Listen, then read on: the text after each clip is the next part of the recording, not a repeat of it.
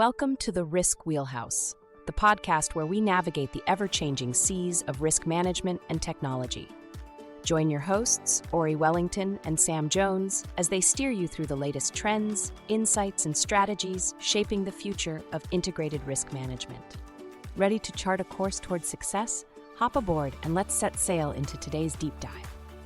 When you look back at the history of enterprise software, especially, the massive platforms we all rely on to manage risk and compliance, you are essentially looking at an evolution of, digital filing cabinets. Right. As an executive listening to this, whether you are a chief risk officer, a CISO, or a compliance leader, you know exactly what I'm talking about here. You spend, millions of dollars and years of organizational capital implementing these governance, risk, and compliance, or GRC systems. Oh, easily millions. And they take forever to roll out. Yeah, and they are highly organized, they are incredibly secure, and frankly, they are phenomenally expensive. But fundamentally, they are entirely passive. That's the key word, passive. Right. You do the actual work of the business somewhere else in a totally different system, and then eventually somebody on your team comes back to that central cabinet to just, file the paperwork proving the work was done correctly. It is a profoundly reactive posture. Yep. And, it creates this massive latency gap in enterprise operations. Think about the daily reality for a Fortune 500 company. Sure. A network engineer patches a vulnerable server.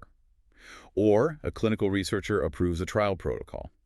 Or a procurement officer signs off on a third-party vendor agreement. All happening in totally different applications. Exactly. All of those actions happen in specialized operational tools. Then, days or sometimes weeks after the fact, an analyst logs into the centralized GRC system just to check a box, upload an attestation, and close out a compliance ticket. So the work is already ancient history by the time it gets recorded. Right. The system of record is completely divorced from the system of action. Welcome to this deep dive on the Risk Wheelhouse platform. As analysts here at Wheelhouse Advisors, our mandate is to really track the tectonic shifts in how global enterprises manage risk. And today, we are looking at a seismic rupture in that standard operating procedure we just described. We really are. Our mission for the next hour or so is to unpack exactly why the what we call the agentic control plane is completely disrupting traditional integrated risk management technology. It's a total teardown of the old way of doing things. It is. So we are analyzing the August 2026 Risk Tech Journal market analysis, and we are going to dissect major market-moving announcements from OpenAI, IBM, TCS, Oracle, PwC, and Cloudera. And the scope of what we are analyzing today, it really cannot be overstated. We are not talking about a new feature update or like a better user interface for your existing compliance dashboard. No, definitely not a UI tweak. No. We're documenting the transition away from passive systems of record toward active autonomous risk orchestration systems. Autonomous being the operative word there. Right. We are entering an era where the system itself senses an anomaly, decides on a course of action, executes that action, and this is the crazy part, cryptographically proves what happened in real time. To really grasp the magnitude of this shift as an executive, you need to visualize the difference between recording history and actually making it. I like that analogy. Yeah, think of traditional integrated risk management like a military historian. So the historian sits in a quiet, secure tent days or maybe weeks after a major battle has concluded. Safe and sound. Safe and sound, they interview the surviving soldiers, they review the communication logs, they analyze the map movements, and they write this comprehensive, highly accurate report of what transpired. Which is useful, but yeah. Right. That report is incredibly valuable for the next battle, but it does absolutely nothing to change the outcome of the battle that just happened. It just records the autopsy of the event. And that autopsy model is failing right now because the speed of modern business, especially, with the introduction of generative AI into operational workflows, has completely outpaced the historian's ability to keep up. So if the legacy GRC platform is the historian, this new agentic control plane we are exploring today is like the battlefield general. Exactly. Imagine a general standing right on the front line. They are receiving real-time signal intelligence, they are making split-second tactical decisions, and they are ordering immediate defensive actions. In the heat of the moment. Yeah. And here is the crucial part for our compliance leaders tuning in. They are doing all of this while simultaneously documenting the exact legal, ethical, and strategic justification for every single order right as the artillery is firing. which is wild to think about. It is. The system is no longer just observing the work. It is physically doing the work and generating the irrefutable proof simultaneously. And that mechanism doing the work and generating the proof in the exact same motion, that is the core thesis we really have to explore today. The entire enterprise software market is reorganizing around this agentic control plane. It's shifting everything. It represents a brand new layer of architecture that connects intelligence, intervention, and evidence into one continuous, unbreakable loop. Unbreakable loop, right? Yeah. And the hard truth for the legacy platforms out there is stark. If your platform remains a passive repository, if its only value proposition is storing compliance data after the fact, it risks becoming an obsolete archive. It will completely lose the operational center of gravity. I want to pull on that thread for a second, the operational center of gravity, because, well, where does gravity actually reside in a modern enterprise? Where the money is made, usually. Right. It isn't in the compliance department's database. It is where the friction of the business actually occurs. It is in the cyber defense platforms actively blocking intrusions. Wow. It is in the procurement systems routing millions of dollars across borders. It is in the clinical safety workflows monitoring patient health. And those operational hubs are where the risk actually materializes. We are moving from a paradigm of recording controls to orchestrating decisions. And this creates, honestly, an existential strategic question for every single integrated risk management provider today. Existential is the right word. Think about the life cycle of an AI agent operating in your business right now.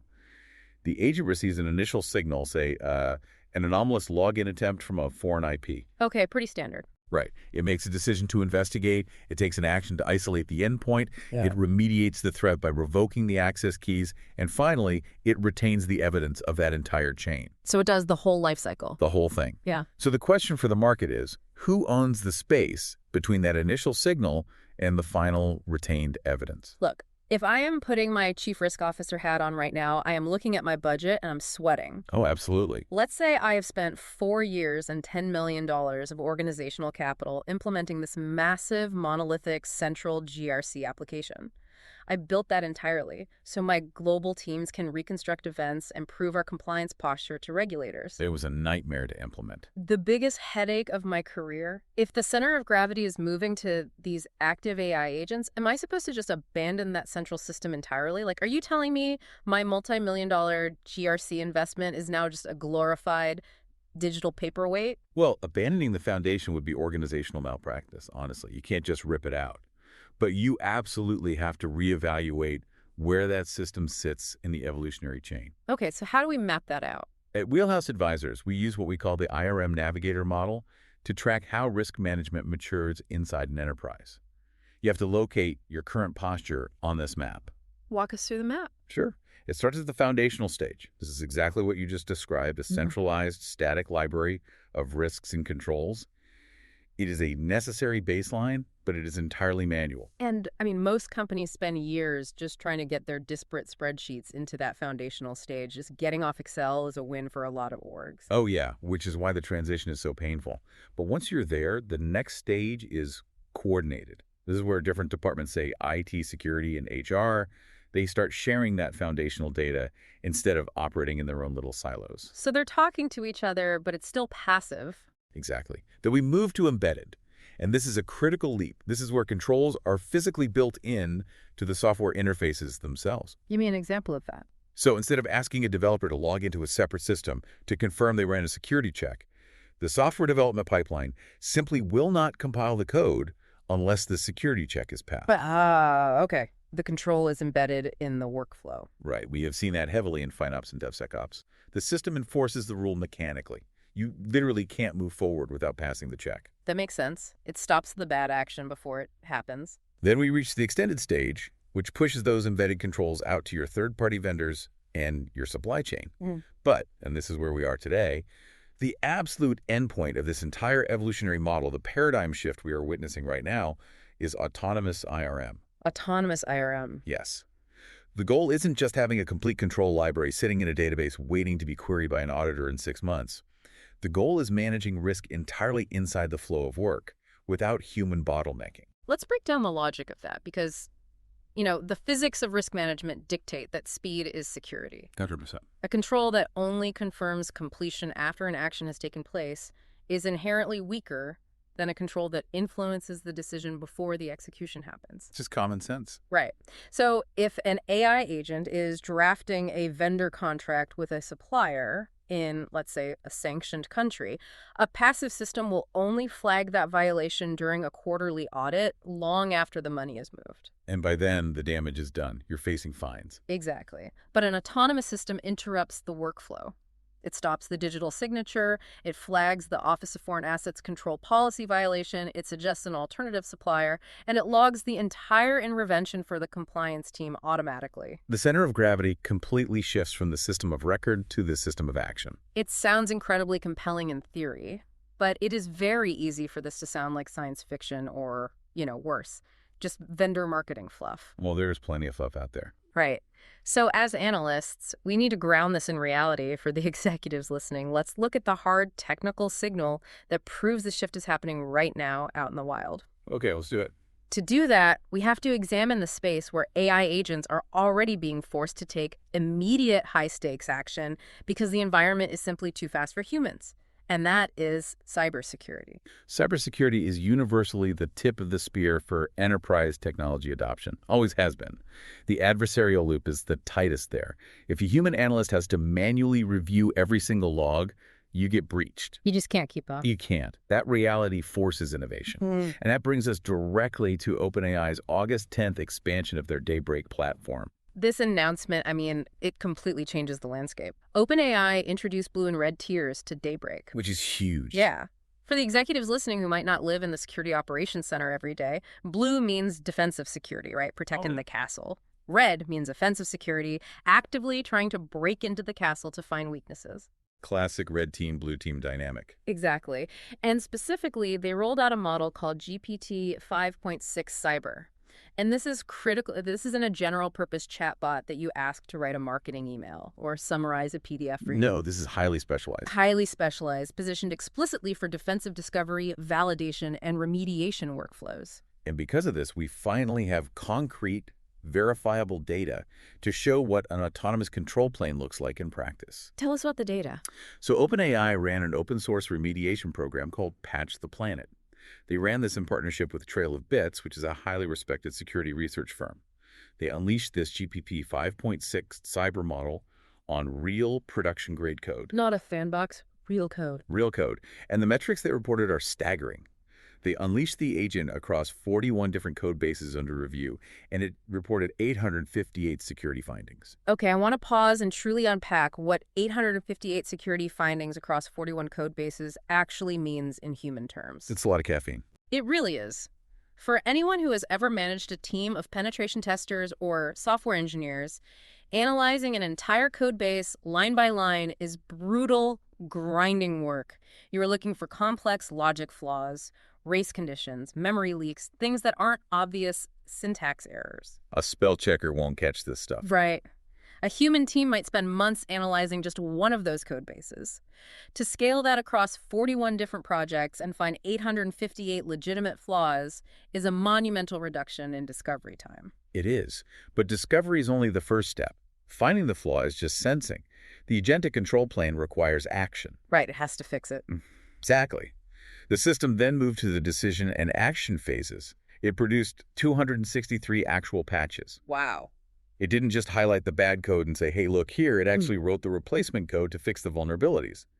And of those 263 patches, 143 were accepted upstream. Let's explain accepted upstream because I really think that is the most important phrase in this entire segment. It's the ultimate validation. It is.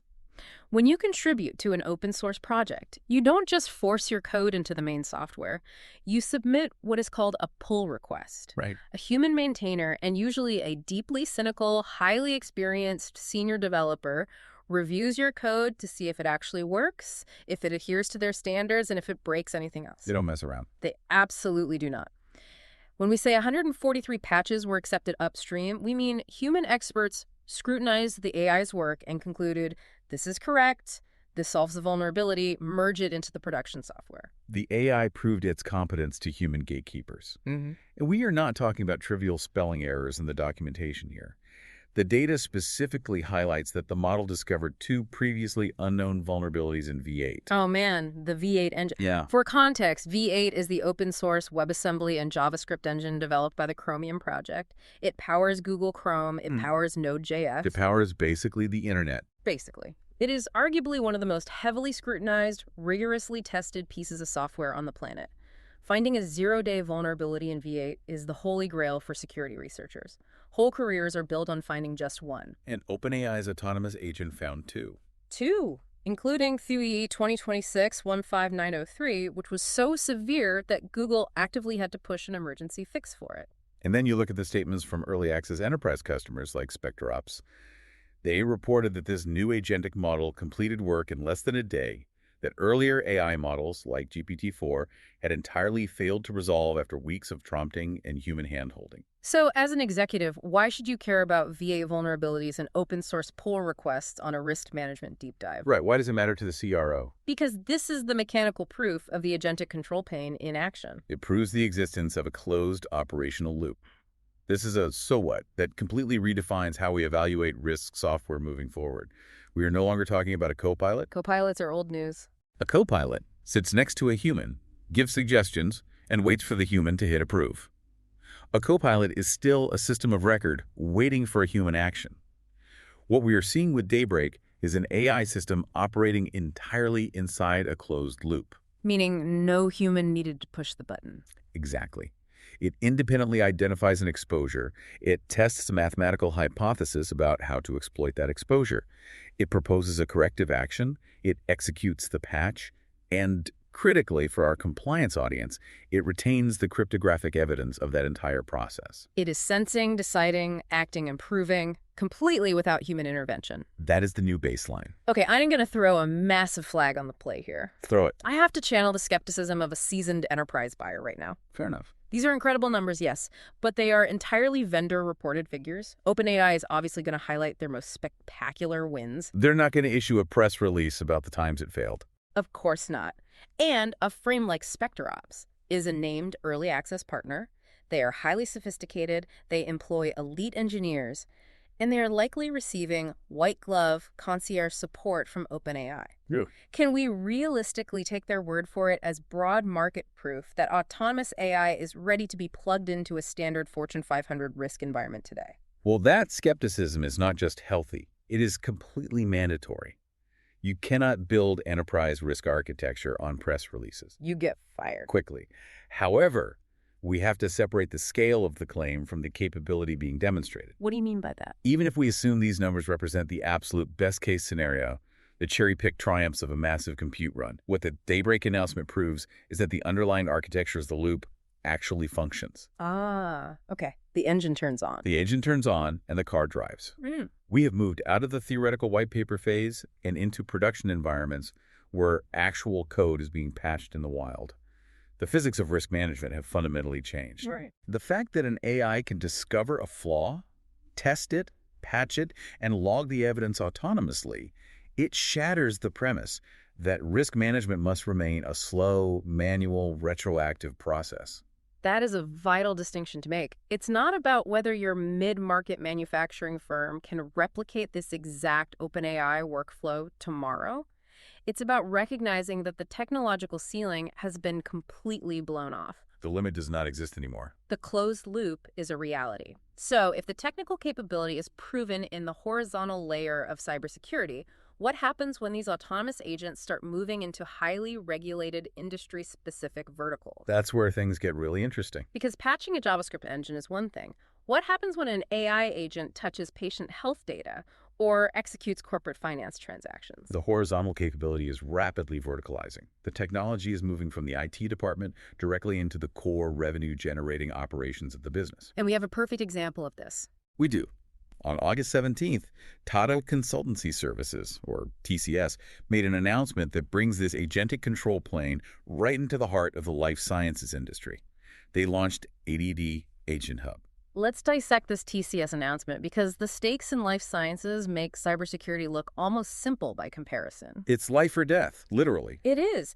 TCS is deploying role-based AI agents specifically for clinical trial and pharmacovigilance work. And we should probably define that for everyone. Yes, for our listeners outside the pharmaceutical space, pharmacovigilance is the science and activities relating to the detection, assessment, understanding, and prevention of adverse effects or any other medicine-related problem. Post-market surveillance. Exactly.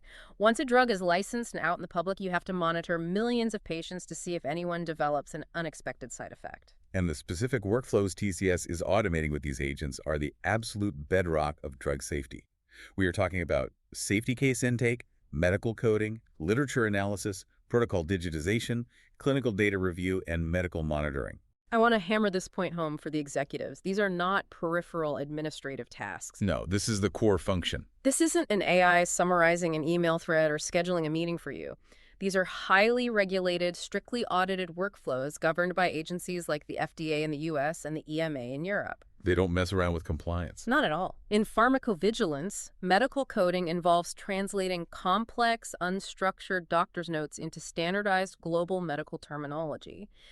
If an AI agent has a missed signal, let's say it fails to recognize a subtle pattern of adverse liver reactions buried in a massive data set of patient narratives, or if it misclassifies a severe symptom as a mild one, the exposure is catastrophic. A misclassification in that workflow leads to direct patient harm. It leads to massive regulatory fines, product recalls, and devastating financial liability for the company. And crucially, if there is an untraceable intervention, meaning the AI made a decision to flag or ignore a case, but the compliance officer cannot prove to an FDA auditor exactly why the AI made that decision, you fail the audit instantly.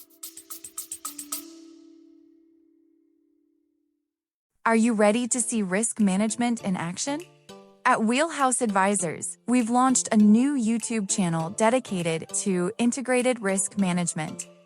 You'll find quick explainers, insights from our IRM Navigator research reports, highlights from the Risk Journal, and conversations from the Risk Wheelhouse podcast.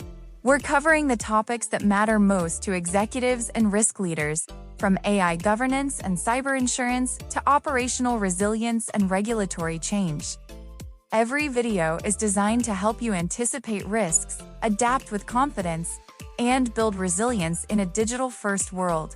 In our first video, we explain how ISO 42001, the EU AI Act, and the NIST AI Risk Management Framework can work together as a unified playbook for AI risk. Subscribe today at youtube.com/@wheelhouseadv and get the latest insights delivered directly to you. That's youtube.com/@wheelhouseadv.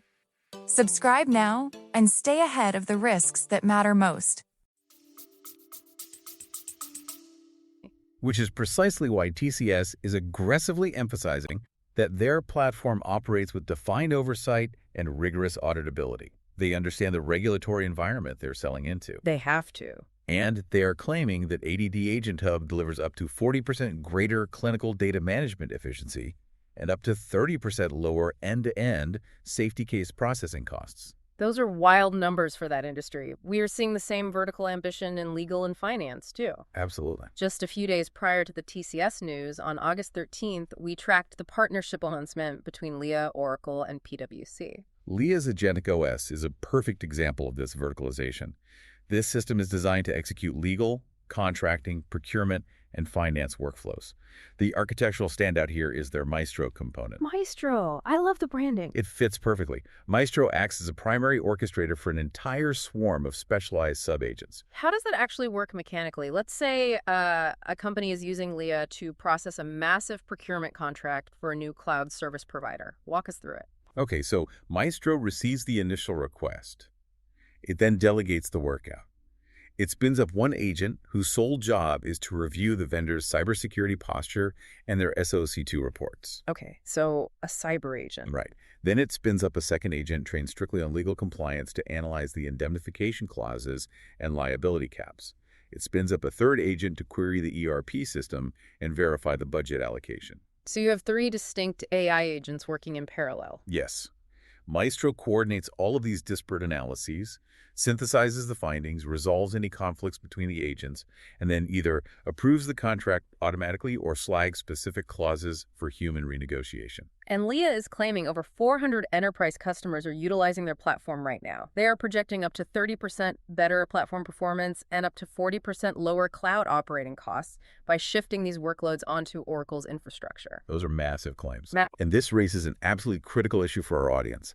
As analysts, when we see TCS claiming 40% efficiency gains and Leah projecting 40% cost reductions, we have to introduce a framework we call the customer proof gap. The ultimate reality check for the enterprise buyer. Yes. The market is currently experiencing an environment where AI announcements and press releases are arriving significantly faster than credible audited evidence. We are drowning in press releases. We really are. If you are an executive evaluator, you cannot take a 40% efficiency claim at face value. You must apply a strict proof hierarchy. There are 3 distinct levels of proof you must demand from any vendor selling an agentic control plane. Walk us through the hierarchy. What is level 1? Level 1 is announced capability. This is simply what the vendor says the system can do in a vacuum. It is the press release, the slide deck, the polished demo video. The theoretical best case. Right. It proves intent and architectural theory, but it proves absolutely zero operational reality. Okay, what is level 2? Level 2 is controlled production adoption. This means the vendor can point to a real, named enterprise customer who is actually using the system in a bounded live workflow. Bounded being the key word. Exactly. The system is out of the laboratory, but it is heavily monitored, usually with mandatory human oversight at every single decision gate.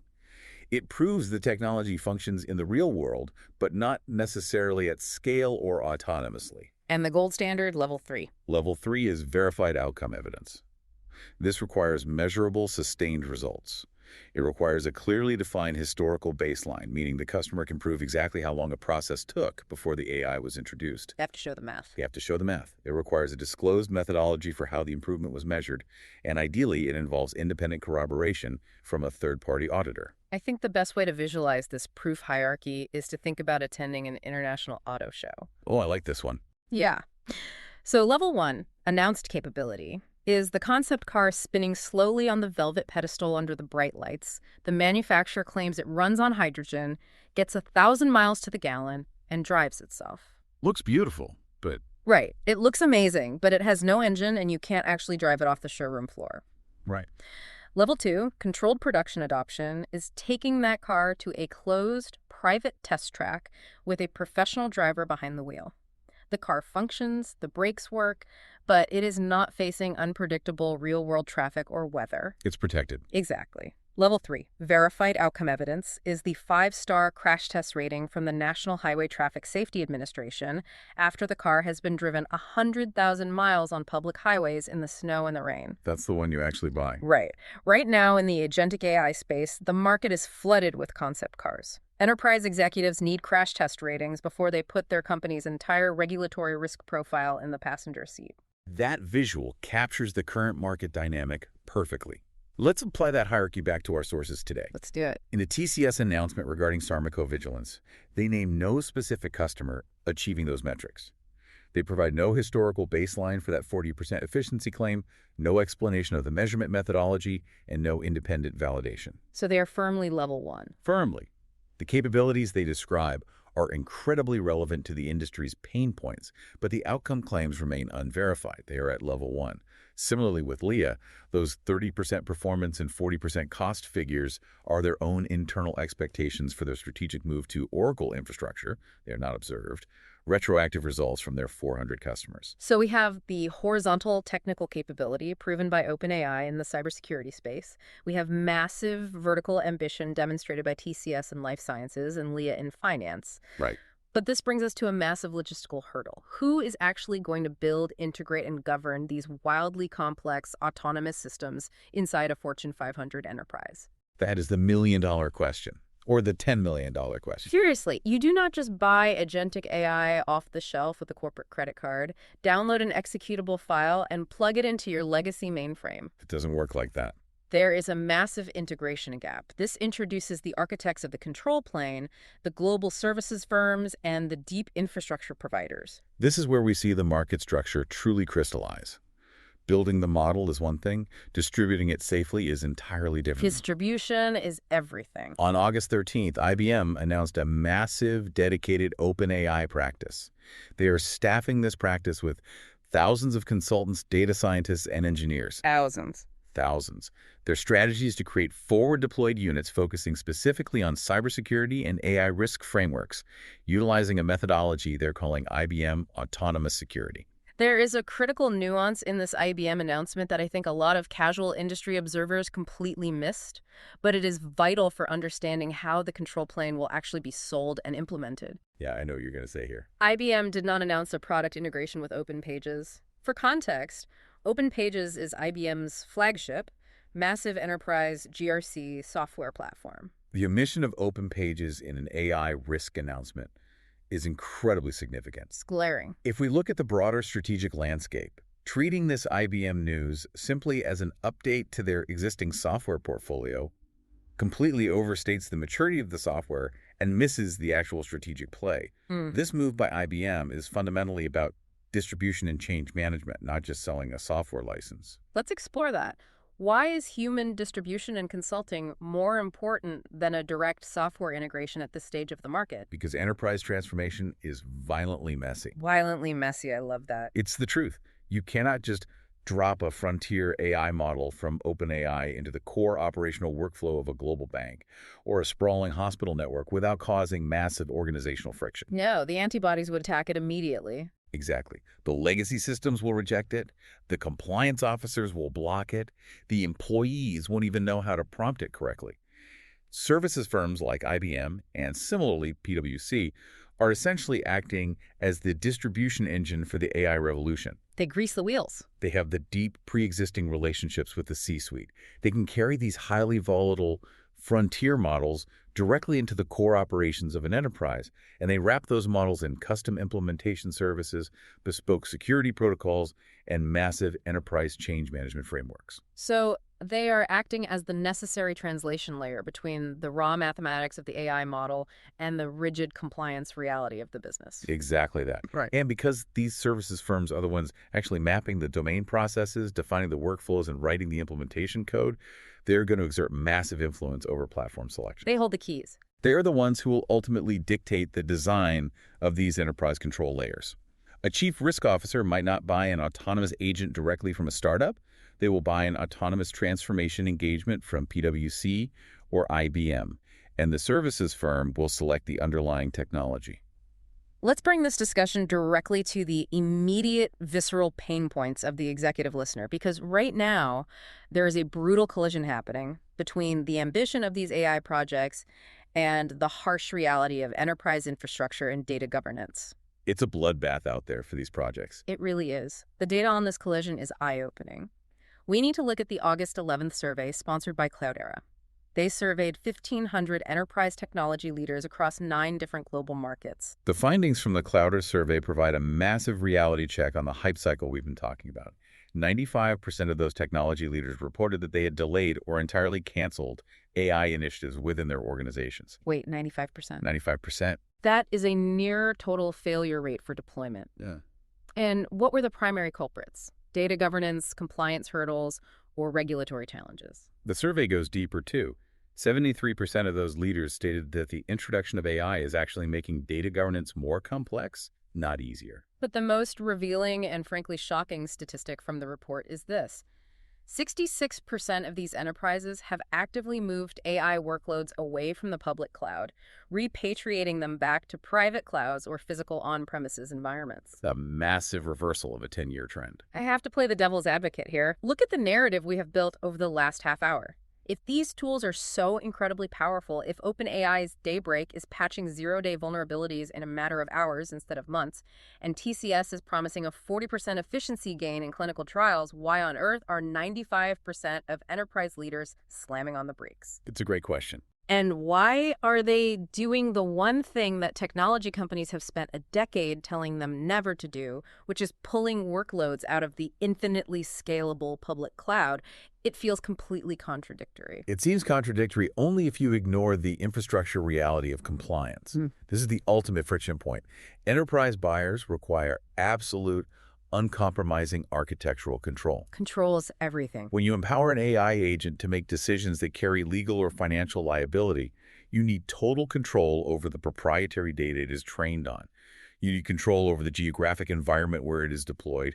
You need granular control over the identity and access management of the agent itself, knowing exactly what databases it can and cannot query. Right. You need control over the policies it follows, and you must maintain absolute custody of the evidence it generates. And the harsh reality is you cannot get that level of architectural control if your multi-agent workflows are scattered to the wind across 3 different multi-tenant public clouds. You absolutely cannot. Consider a European financial institution.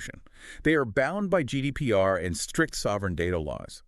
They cannot risk an AI agent pulling sensitive customer data, processing it in a public cloud server located in a different jurisdiction, and then passing that context to another agent in yet another cloud. It's a regulatory nightmare. A centralized legacy GRC application cannot possibly govern an AI agent if the workloads are fragmenting across public clouds, private on-prem servers, and specialized sovereign clouds. This is why you see companies like Oracle building distributed cloud options specifically to address this panic. They see the writing on the wall. The enterprise is collectively saying, we desperately want the margin benefits of AI, but we absolutely cannot survive the regulatory and data privacy risks of losing control over where our data lives and how these autonomous decisions are being made. That is the driving force behind the repatriation of workloads to private environments where the CISO can actually enforce strict governance. Exactly. Okay, we have diagnosed the core problem. The market is shifting from passive recording to active autonomous orchestration. We have identified the massive roadblocks, severe governance, and infrastructure friction causing 95% of projects to stall. So what do we do about it? Right. Let's deliver on the promise of this deep dive. Let's give the executive listener the actual playbook. If you are sitting in a boardroom next week and a vendor is pitching you an agentic risk management tool or an autonomous AI compliance platform, how do you cut through the marketing noise? You have to ask the hard questions. What are the essential criteria you must demand to ensure you are buying a true control plane and not just a dangerous toy? Based on our deep analysis of this market shift, we have defined 5 essential criteria that must be rigorously met for any system claiming to be a credible agentic control plane. Okay, let's hear them. Criteria number 1 is action boundaries. Define an action boundary in a technical sense. Like, how does an executive actually mandate this? An action boundary is the explicit coded definition of the AI's autonomy.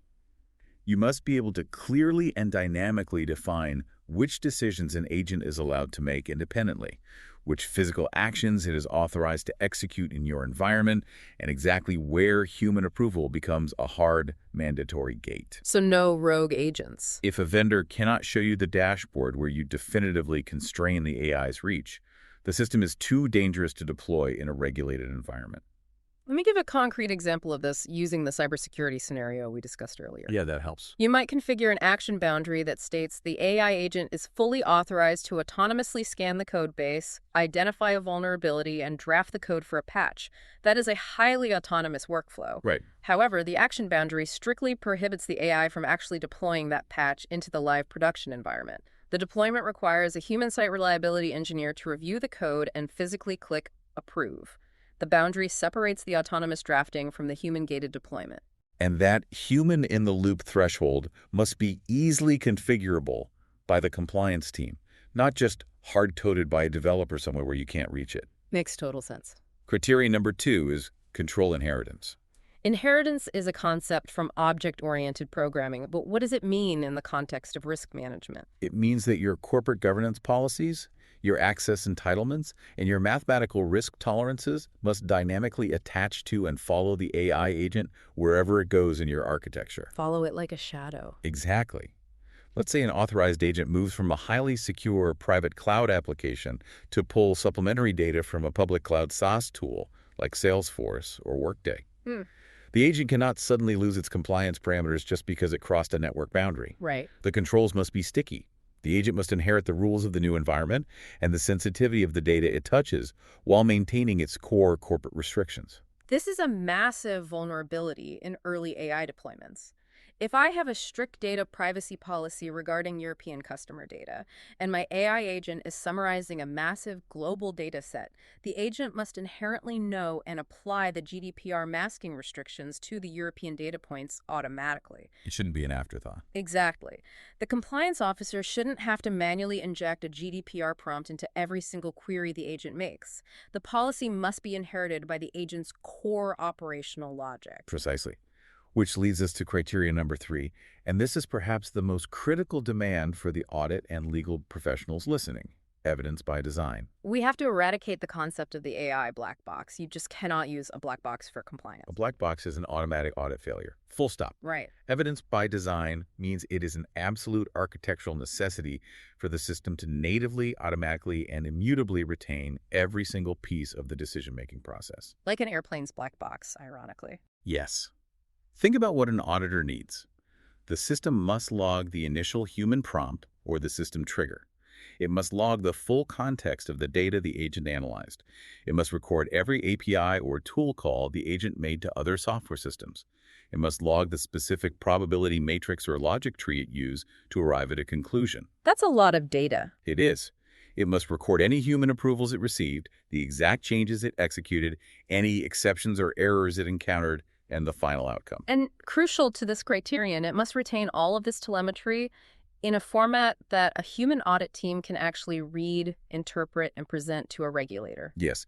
If the FDA comes knocking on the door of a pharmaceutical company and asks, why was this specific adverse drug reaction classified as minor instead of severe, you cannot look the federal auditor in the eye and say, well, the neural network decided it was minor. They would shut you down. Instantly.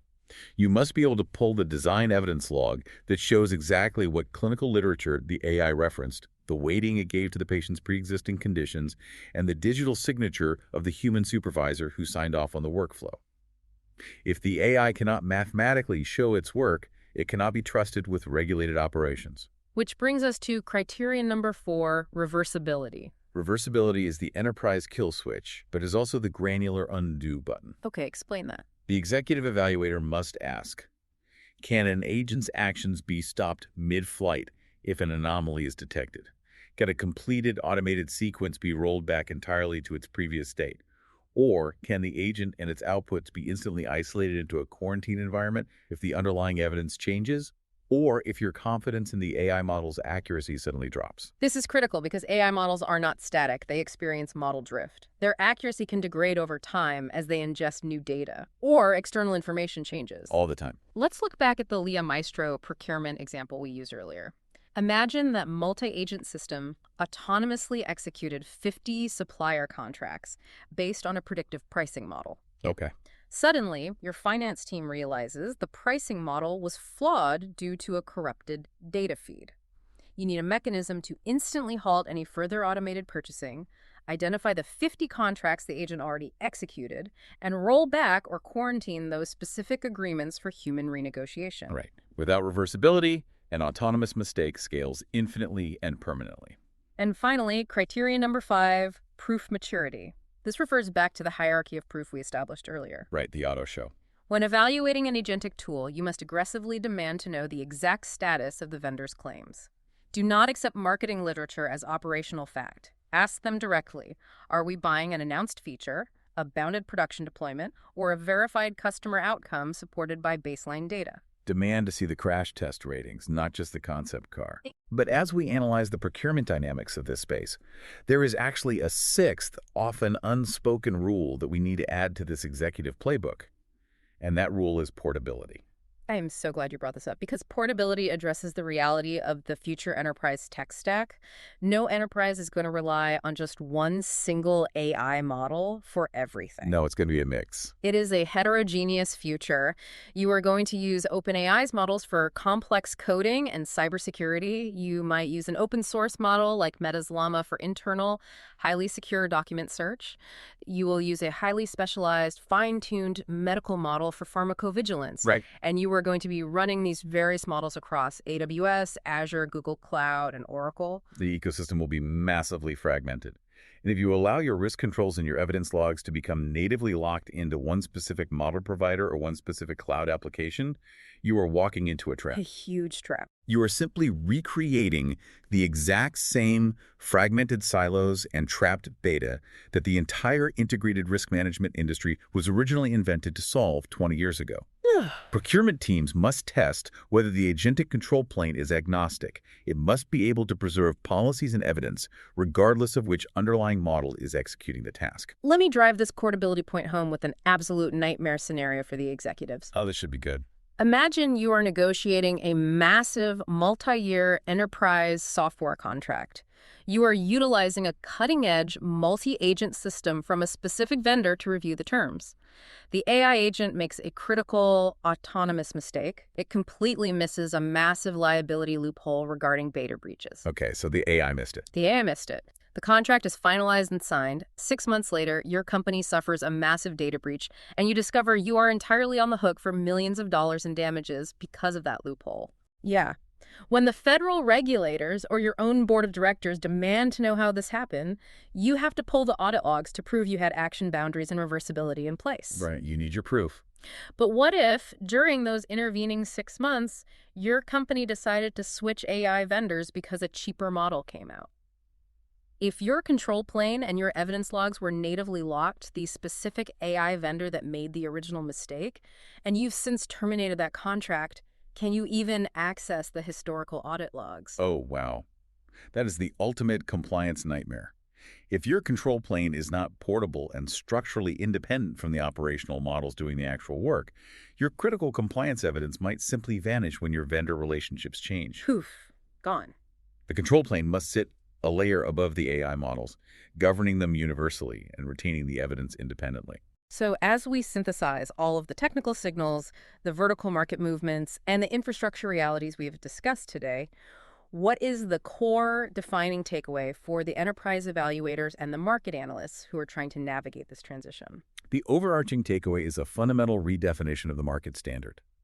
The standard of risk management technology is irrevocably moving from a posture of attest to a posture of act. Attest to act. Adding a generic generative AI chat interface onto a legacy GRC platform so a user can query old policies faster, that is not an agentic control plane. No. The winning architecture in this new market will be the platform that simplifies and seamlessly integrates the entire operational path. From the initial sensing of a signal, to the AI's contextual decision, to the automated execution of the action, the subsequent remediation of the risk, and the irrefutable, cryptographically secure proof of compliance. It has to do it all. Market leadership in the next decade is going to follow demonstrated autonomous risk agency, not just the latest update to marketing vocabulary. It is a profound structural shift in how businesses operate. We are truly moving from passively observing the battle to actively commanding the field. But as we wrap up this deep dive into the agentic control plane, I want to leave you, our listeners, with a final, somewhat provocative thought to mull over as you look at your own organizational roadmaps. Yeah, let's leave them with something to think about. As we rapidly build and deploy these incredibly complex systems where AI agents are empowered to sense, decide, and act autonomously, while simultaneously generating massive, complex logs of audit evidence to prove their own compliance, we really have to confront a looming human limitation. Which is? The sheer volume, velocity, and mathematical complexity of the evidence generated by thousands of AI agents making millions of micro-decisions every day, it will quickly surpass the cognitive capacity of human audit teams. They just won't be able to read it all. Exactly. Human auditors simply won't be able to read fast enough to keep up. So the question we have to ask is how long before we are forced to build an entirely separate, independent tier of AI agents, whose sole dedicated purpose is just to audit and verify the evidence created by the operational AI agents. Wow. So are we building a perfectly self-regulating, incredibly efficient digital loop, or are we just constructing an infinite, inescapable hall of mirrors? It is certainly something to think about as you sit down to evaluate your next enterprise risk platform. Thank you for joining us on this deep dive on Risk Wheelhouse. We'll see you next time. That wraps up another episode of the Risk Wheelhouse. Thank you for spending time with us at Wheelhouse Advisors today. We hope you found the conversation insightful and actionable for your organization's risk strategies. Don't forget to subscribe on your favorite podcast platform, whether it's Apple Podcasts, Spotify, or Amazon Music. If you're looking for more in-depth analysis and thought leadership on risk technology, be sure to visit the Risk Tech Journal at therisktechjournal.com. It's your go-to source for comprehensive articles, expert interviews, and the latest trends shaping the industry. Subscribe today to stay informed. For any inquiries or feedback, please contact us directly at info@wheelhouseadvisors.com, or feel free to connect with us on LinkedIn and x.com and share your thoughts or suggestions for future topics. Visit wheelhouseadvisors.com for more information and resources. Thanks again for joining us. Until next time, navigate wisely.